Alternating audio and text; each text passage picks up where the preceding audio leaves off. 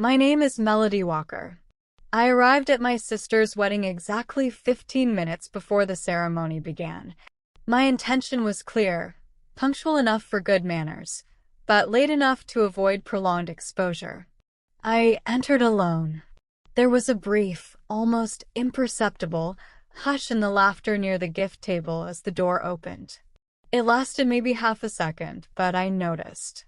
That held breath people take before pretending they weren't talking about you. Soon after, the whispers started. That must be the older sister. Did she come alone? And the laugh that followed. It didn't surprise me. The stares no longer bothered me. I was used to being the forgotten name. The chair never sat.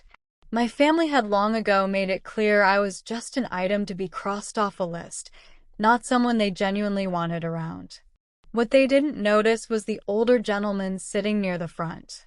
He was discreetly chatting with a group by the altar, but stopped mid-sentence and turned when I walked in.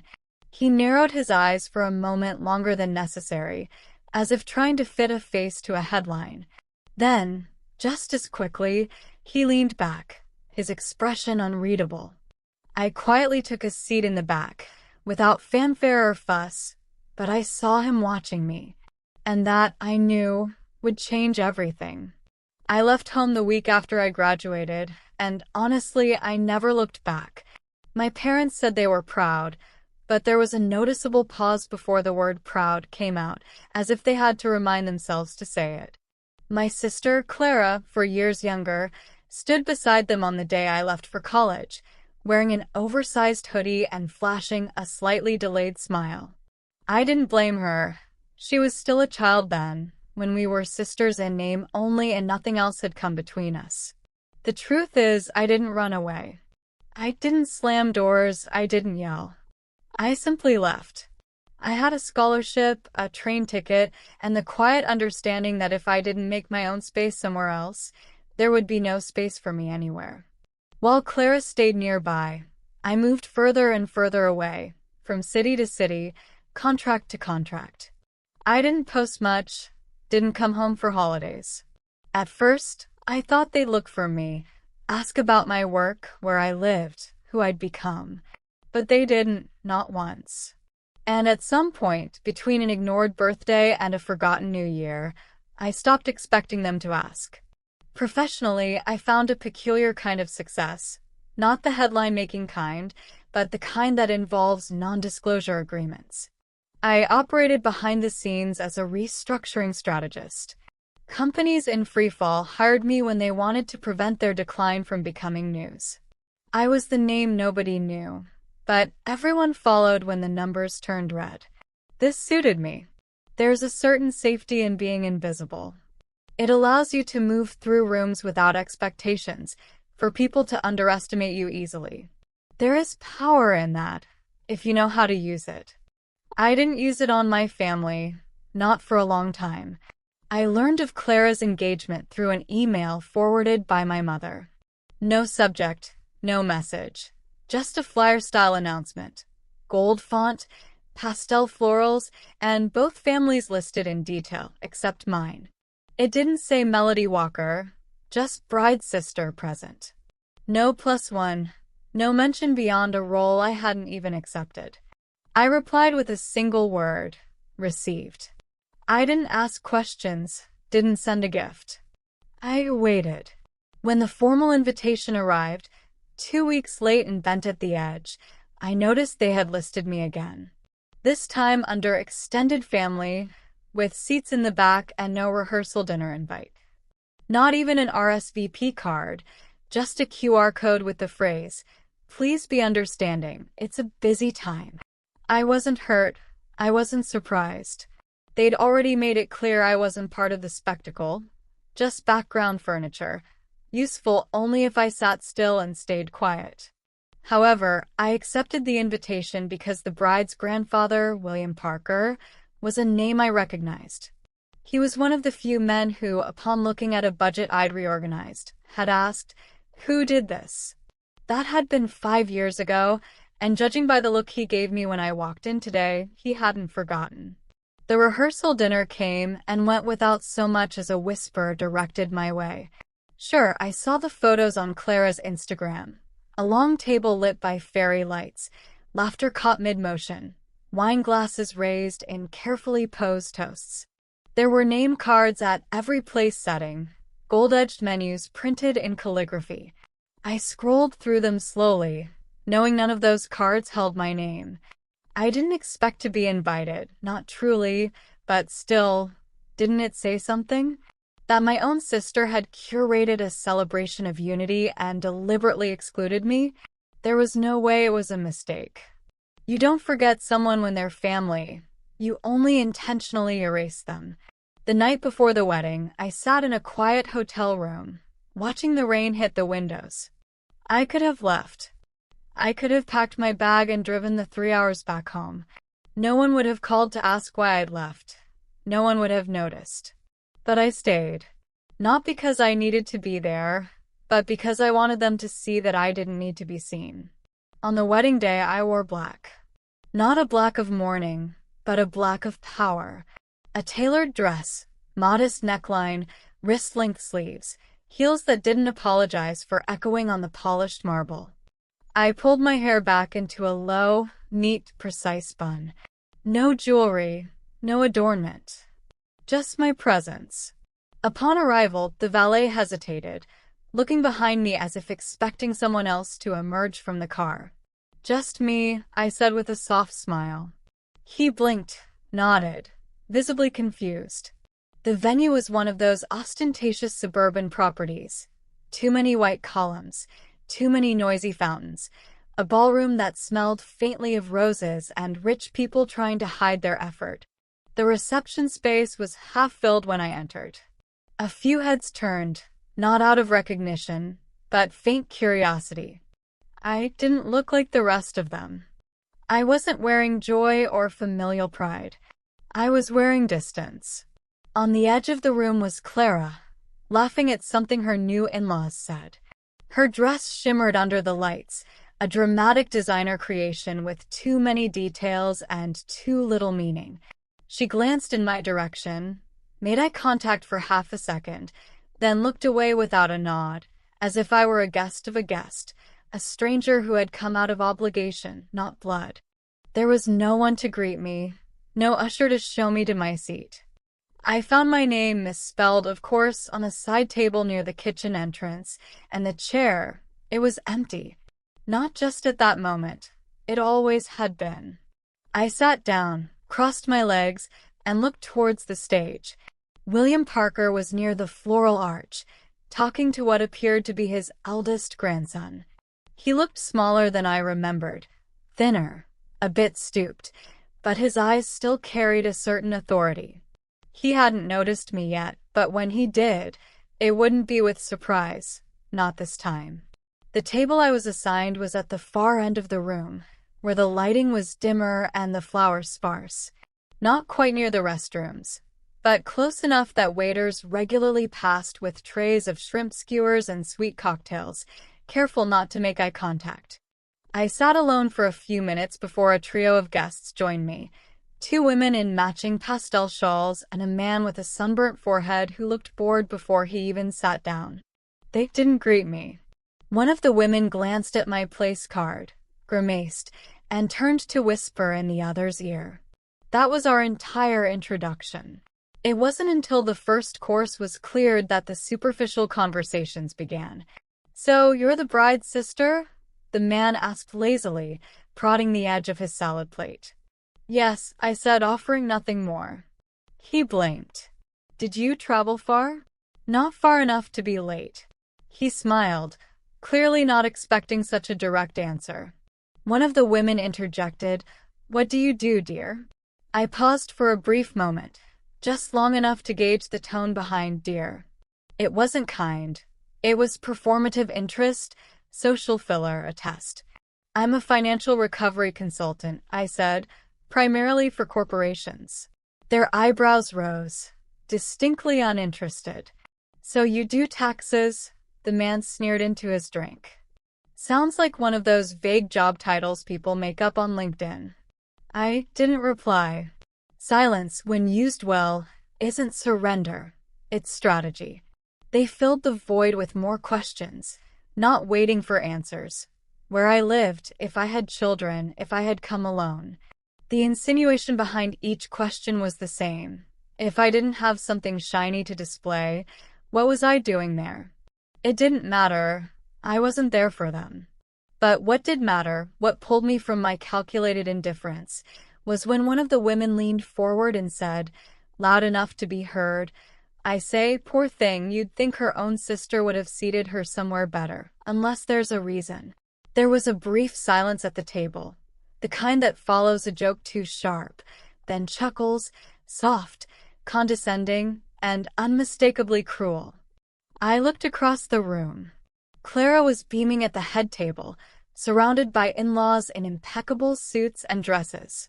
She hadn't looked back once. She wouldn't. But someone else had. From his seat near the front, William Parker was watching me again. His eyes weren't casual this time. He was studying me, his brows slightly furrowed, his lips tight in something indecipherable. And then, silently, he stood. No announcements, no clinking of glasses. Just an 80-something-year-old man slowly rising in the middle of a wedding banquet and walking deliberately towards the table no one cared about. Our table, my table. The others turned, confused.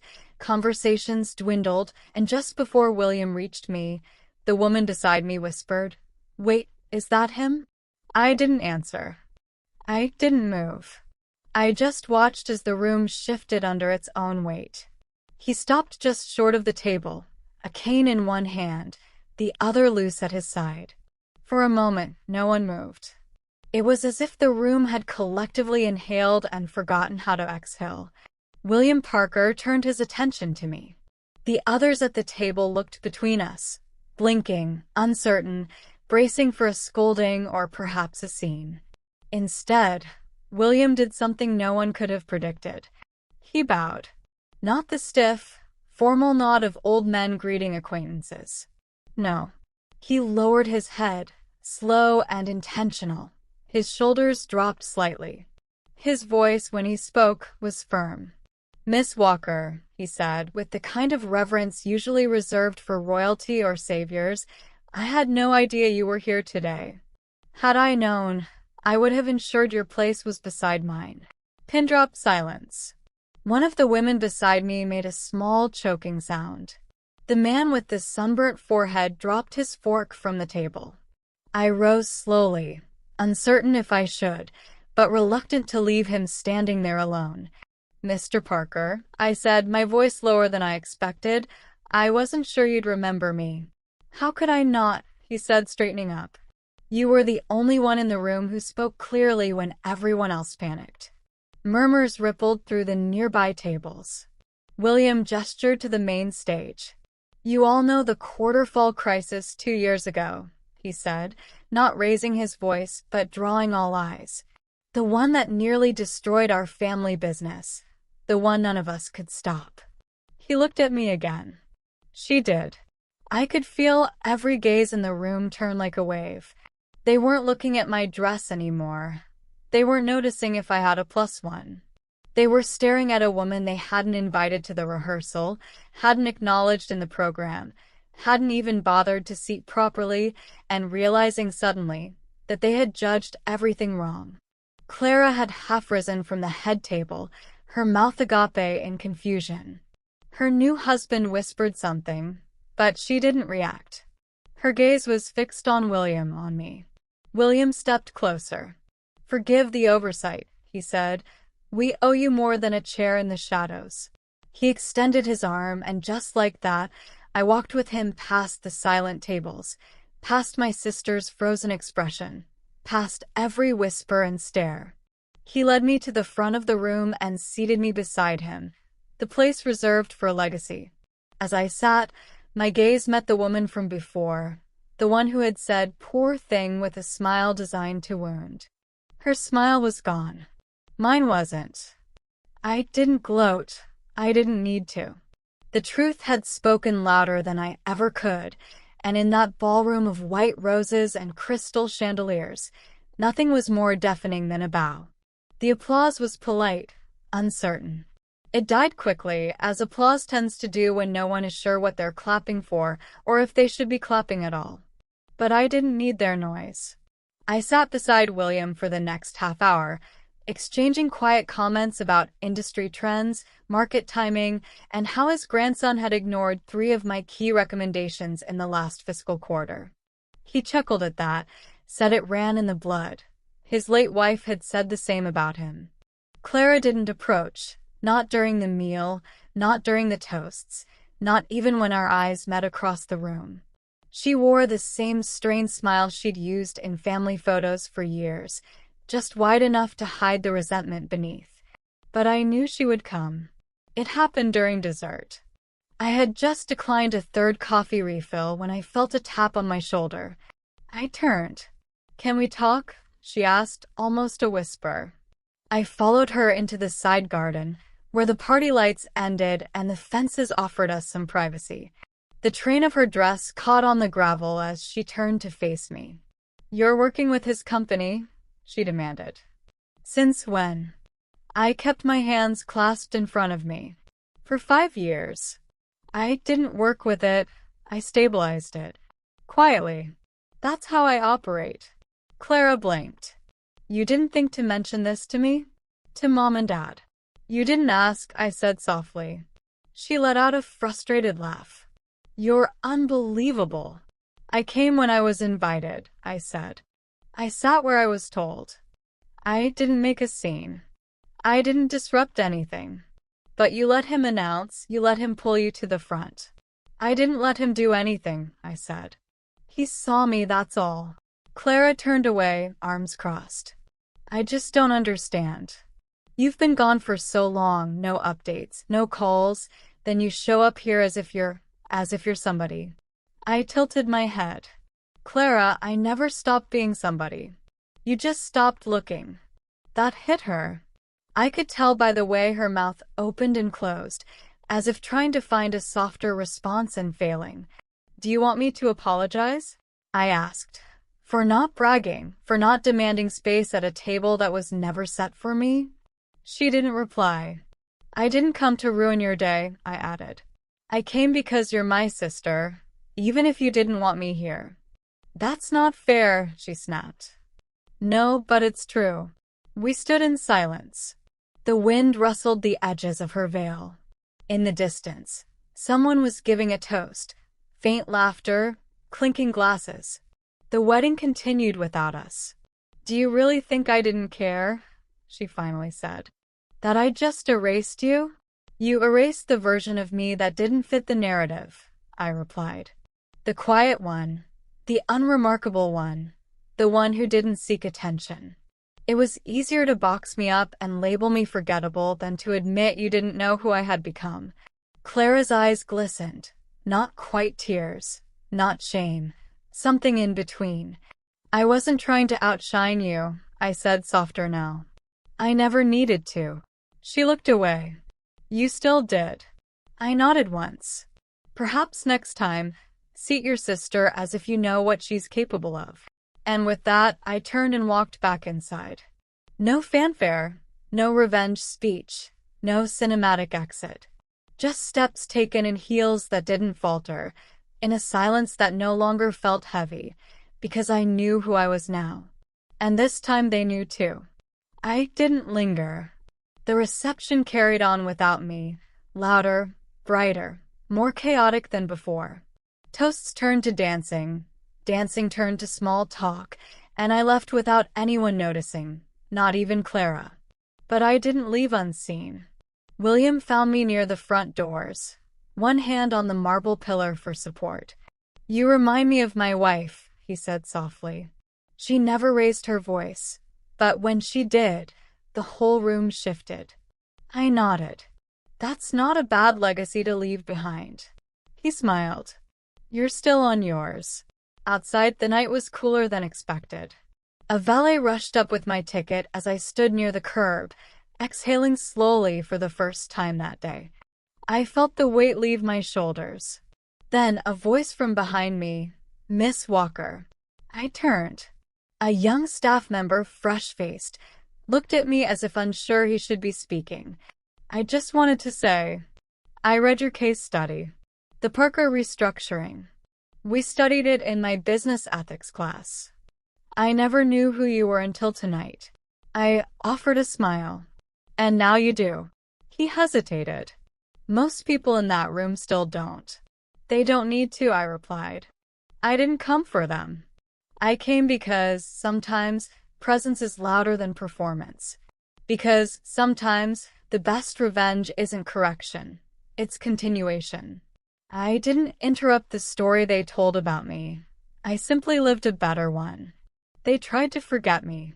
They laughed when I walked in alone, and in the end, they watched me leave with my name intact, my worth unquestioned, and my silence ringing louder than applause. Thank you for listening to Melody's story. If you enjoyed this video, please like and share to support us in bringing more inspiring stories, and subscribe to the channel so you don't miss any new releases.